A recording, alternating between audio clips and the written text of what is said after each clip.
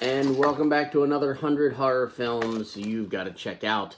This week we're doing something very interesting, and I have a feeling it won't happen again between these crossover posters, but we are going over a movie that we just covered on the 100 Essential Films, but we're doing the remake of it now. This week we are talking about the 1998 remake of a 1960 American horror film, Psycho. Starring Vince Vaughn as Norman Bates, Anne Heche, I think is how you say her last name, as Marion Crane, Julianne Moore as Lila Crane, Viggo Mortensen as Sam Loomis, and William H. Macy as the private detective Arbogast. Here's something that I thought was really interesting, and I believe was a big part of the marketing when this movie was coming out, that this remake was going to be a shot-for-shot and scene-by-scene remake. And I remember a lot of the pictures that were coming out at the time were of the scenes side-by-side, like this scene here of Marion in the shower. That is almost an identical image, except for we see a smear of blood on the wall, and it is obviously in color. So even though this was kind of pitched as a shot-for-shot and identical remake to the original, there were a few things that were changed.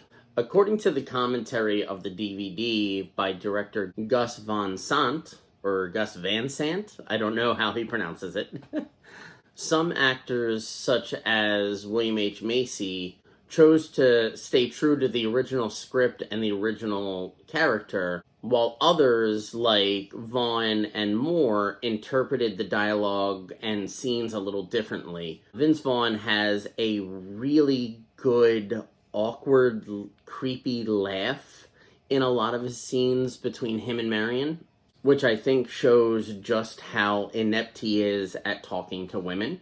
And one line that stood out like a sore thumb and did not age well is a line delivered by Julianne Moore when she tells Viggo, "Let's go, let me just grab my Walkman first." I heard that word Walkman, and it for some reason threw me for such a loop in the story. And then I started thinking of when I got my first Discman, which, God, Discman.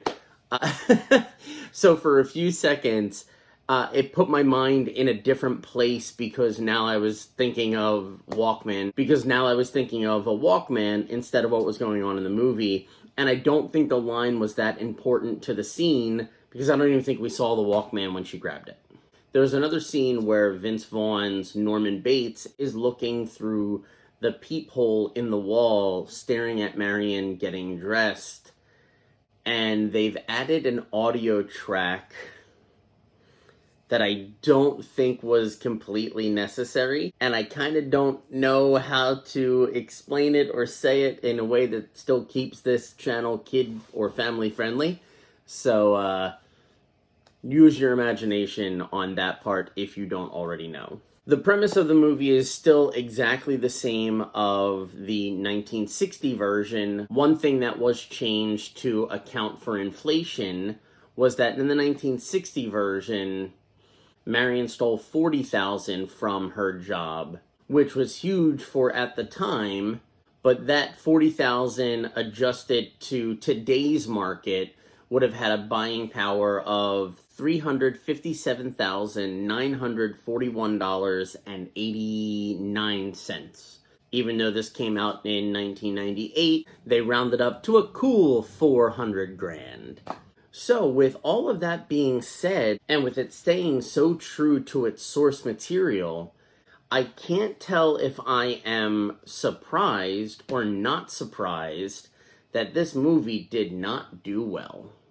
This movie had a $60 million budget and only had a box office draw of $37.2 million, meaning that it lost about $23 million, as opposed to the original that had a budget around $807,000 and had a box office draw of $50 million.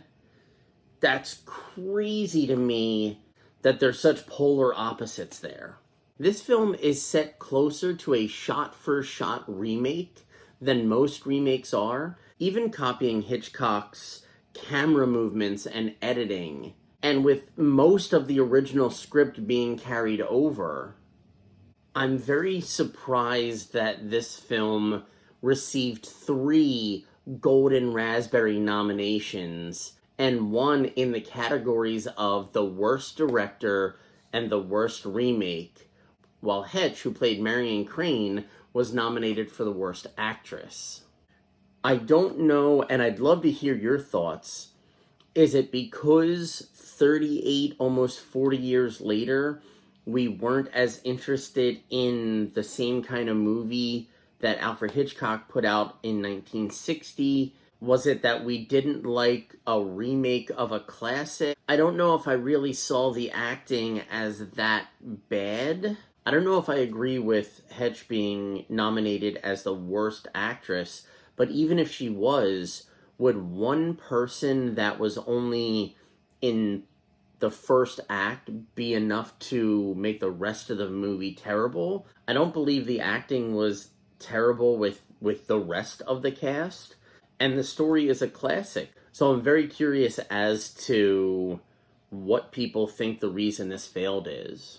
As remakes go, I like that they didn't try to do some twist ending to make it their own new story, but I definitely don't think I would pick watching this over the original ever. In fact, I think the only reason I would watch this would be right after the original for comparisons with somebody that maybe hasn't seen one or both. So with all that being said, let's get to the scratching of Psycho from 1998. So if I remember correctly, behind the shower head on the other poster was the scene of Marion meeting her end. I wonder if they did the same one here, and it kind of looks like they did.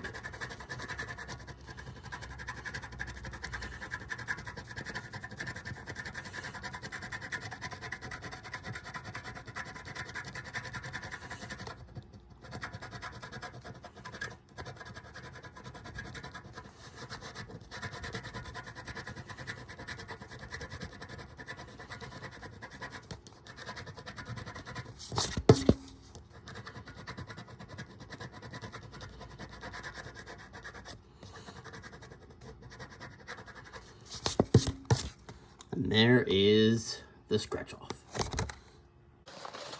So that is the scratching off of Psycho.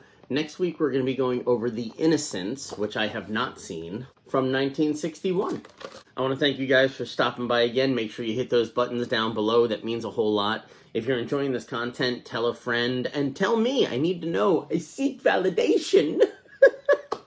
Very big thank you to my Patreon subscribers whose names are going to pop up in just a minute.